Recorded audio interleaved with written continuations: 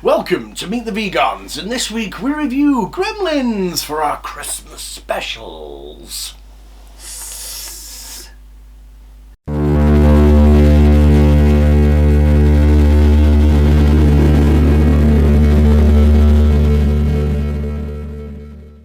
Gremlins 1984, presented by Steven Spielberg, written by Chris Columbus, directed by Joe Dante, starring Zach Galligan, Phoebe Cates, Hoyt Axon, John Louie, Corey Feldman, Dick Miller and Judge Reinhold. Father and struggling inventor Randall PELTZER is in a Chinatown antique store where he sees the perfect Christmas present for his son Billy, an unusual creature called a MOGWAI. But this very little creature comes with 3 important rules, which under no circumstance must ever be broken. Do not expose to bright lights or direct sunlight. Do not let it come into contact with water. And most importantly of all, never feed it after midnight. Gremlins! Gremlins, alright. Is an absolute bloody brilliant Christmas movie. It's alright. It is a good Christmas movie. Yeah, it is, but I'm just saying it's alright. I enjoy your Gremlins. Yeah, so do I. I'm just saying it's alright. Very good. So we see the movie start off with Billy with his little dog, which they soon get rid of because called Barney. Yeah, but they get rid of it because it will overtake the fact that Gizmo is mildly scary yet cute at points in this film because he looks completely different to Gremlins 2. Yeah. But they shoo Barney away after he's been threatened by Mrs. Beagle that she's going to take him to the... Well, no, she's just going to kill him, isn't she? That's what she says. I'm going to no idea. She's absolutely petrified of it, but yeah, wants to take hold of it and take it somewhere. All because Barney broke her snowman. And I say, fuck yeah. Yeah. Fuck that snowman. But we see that go on. Obviously, his dad comes home with his new pet, his Mogwai, where they turn the lights off. We're introduced into... He sings his little Gizmo, song. But first of all, he shakes the box. Yeah. No, don't shake the box. We see Gizmo, the lights go on. Well, no, the flash of the camera in it. Yeah. Nice. Yeah. And then we're instantly introduced to this little cute character. And then Billy goes off with him to play with his new friend, and then we see Corey Feldman turn up in a tree costume. Yeah, tree costume, selling trees with his dad. And then, obviously, they go upstairs, and what's Feldman's character called? I can't remember. Gone. Yeah. Anyway, Anywho, he then decides he's going to spill water all over Gizmo. I don't know if he does it on purpose or if he does it by accident. He knocks the jar over. I know it's action and that, but it looks like he does it like on sort of a bit of pissed off. Like you've got one. You've got one of them. You've got a Mogwai. Yeah. Let's see what it does. Yeah. Oh no, you got 6. Oh dear, it's wet. Oh dear. Get the hose. It's wet.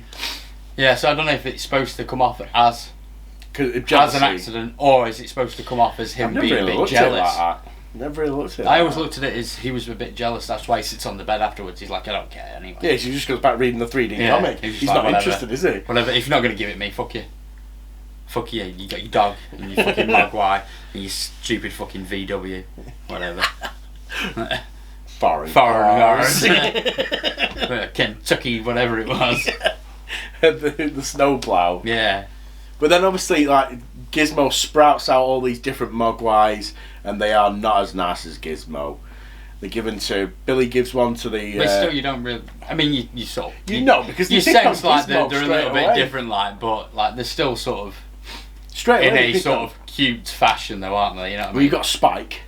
Yeah. But they all pick on Gizmo instantly. Oh, yeah. So you know straight away that these little bad bastards... But you'd think that throughout all those times that he had spawned, he'd spawn another good one. Yeah. But he never does. Not at all. Never betting on that then. No. No. Losing streak. Wasn't he in the second one? Yeah. Streak. Yeah. So he gives one to the local scientist at the school. He runs some tests on him. Clearly makes a massive mistake. And then the little buggers are pretty clever because they chew through that clock wire. Yeah. And it's 20 to midnight, and Billy thinks it's okay to give them some chicken. Clearly after midnight. then they... See, that rule to me is a little bit weird. What, after midnight? Yeah, because like When could you feed when him? do you start feeding him then? After midnight is like every day. Yeah. So when do you feed him? Yeah, that's true. Never would have thought of that. Does it... You've always just is it thought time zones as well, midnight. if you took him on holiday and that? Well, no, like, is it the time zone that you were in? Or is it the time zone that you're going to? Yeah, it could be. It could be midnight at any point. They just didn't make that clear enough. No. Maybe Gizmo has a watch. They just didn't say. Maybe. I tell you what, next time we'll just ask Chris Columbus outright. If we ever meet him, we'll be like, so, explain the midnight rule from Gremlins. Yeah. Which you probably won't be able to No. Because it's a silly film. When they break out the cocoons and they become the Gremlins, the fun starts really, doesn't it? So they go on this massive rampage, and it's absolute sheer fun of what we see these Gremlins do. And I think one of my favourite scenes in it is definitely the cinema scene. Just the one with the lollipop wrappers on his ears. I do like the bar scene as well. Yeah. Where they've got like the jazz players playing in that. People shooting each other. It was really cool. It was kind of... But that's what we grew up with, like puppets and Muppets and things like that. Yeah. So we were used to it. It was that puppetry. There was no CGI. All the special effects were puppets and puppetry back then. And even stop motion. Yeah, and a lot of it was. Gizmo was stop motion. Yeah. And that's what we grew up with. So when you're watching like Jason, like going off track, but Jason and the Argonauts, when we used to watch that, that was absolutely amazing. The shit that we watched were growing up, like even Sinbad. All hail fucking Ray Harryhausen. Yeah. And like watching Sinbad. When you see Sinbad, it was shit. That's what our parents grew up on. But now kids will look at that and they go, well, what's wrong with that? What the fuck is this? Why does it look all weird? But then when we look at it, we're like, hey, this is... but we're not looking through, tape spools like that, thinking how to work it. Gremlins. So... Goddamn Gremlins. So we see that, like, when the Gremlins are going on a rampage, like I said, the bar scene, the cinema scene is absolutely fantastic, and I even like the scene where the Gremlin jumps into the pool, where Spike jumps into the pool. Yeah. That's a proper, like, evil little moment that goes on there, with all the bubbling and the smoke that just goes everywhere. And the green light. Yeah. Yeah. The shot's just not working. You know what would work? A green light. And it's absolutely, it's a good, for me, it's in that ranking of Christmas movies because it's set at Christmas. A lot of people will say it's not a Christmas film, but it is a Christmas but they film say that because he gets Die it. Hard. I know, but it is a Christmas film. It's got a Christmas song at the beginning. It's Christmas. It's set at Christmas. Lethal Weapon's another one.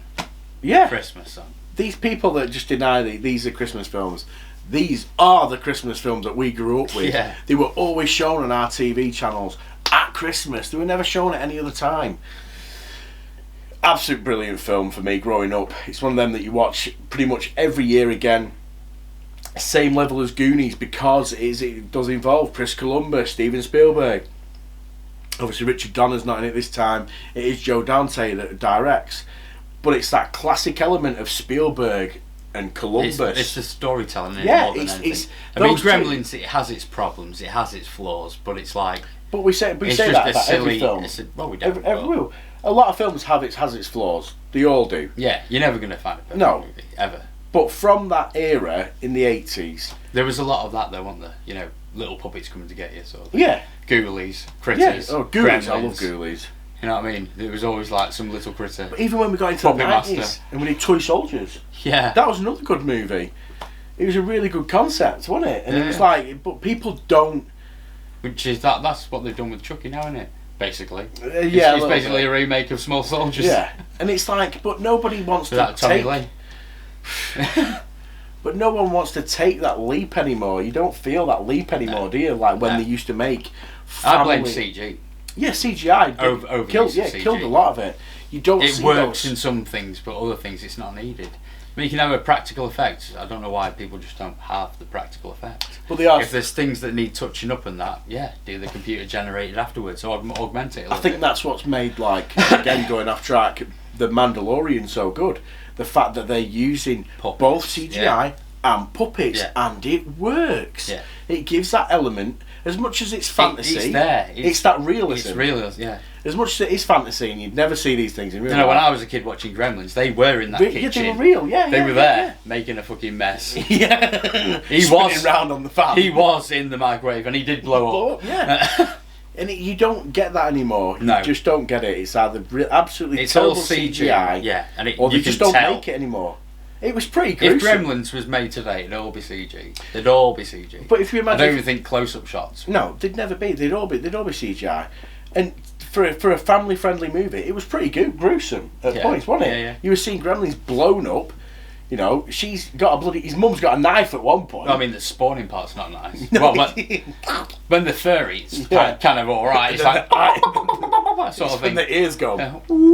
But when they're green and that, it becomes more grotesque. Yeah. But that's what kids loved in the 80s. Yeah, it was weird shit. Buying slime and stuff. Want to scare your sister? Get new slime. You remember that shit? Yeah. Fucking hell. It's a bloody good movie for what it is. Yeah. And it's one of them, like we say about It Goonies. is like a sort of A-class B movie. yeah, sort and of it's thing. a top one, but it's a timeless movie, especially for when you're a kid. Yeah, there's nothing tying it to that decade, no, really. listen, not one Maybe bit. the cars, but that's about it, really. But you get people driving those kind of cars now, and it's not. That's what I mean. It's a timeless Yeah, movie. but not the Kentucky snowplow or whatever it was. Good old American car. They're putting Gremlins in these machines. The Gremlins. The Gremlins! He's acing it. Dick Miller. He's absolutely brilliant. Yeah. But there are elements that bring it's like the bit when you see Billy's dad at the convention and you see the time machine in the background. I've never noticed this before. It's there in one shot, and the next thing, bang, it's gone. There's a guy looking for it on the floor. It's amazing. That is a hint back to the time machine, the time machine movie. Not many people will probably spot that, and that's stuff that I liked about. I wonder how many people spotted it, like in the cinema sort of thing. Definitely, because it's not a small thing. No, it's not. It's like it takes up like a third of the third of the screen sort of thing. And the focus is on his dad talking back to his mum saying, "I'll be home at Christmas Eve." But what's going on in the background is absolutely fantastic. I mean, that's why I like looking in the background. Yeah, you can find all that kind of shit. Great. So the movie ends. Billy's the winner. You know, Gizmo has to go back to the Chinatown. Everything's all good. Mr. Wing. Yeah. For me, I would give it a 3.5 out of 5. It has its flaws, but it's a true family Christmas movie for me. It's timeless, and I don't think it'll ever lose that like little glow that it's got. Which is Heartwarming. Weirdo. I'm gonna have to give it a solid 3. Three little mogwais. Oh, 3 little mogwais. I love 3 little mogwais. Oh, you can make 6 if you want. Bit of water. Bit of water. So if you agree or disagree, hit us up in the comments below. If you haven't already, subscribe and smash that like button. Smash it hard. I've been Anthony. And I've been Neil. And remember, Hail the vegans!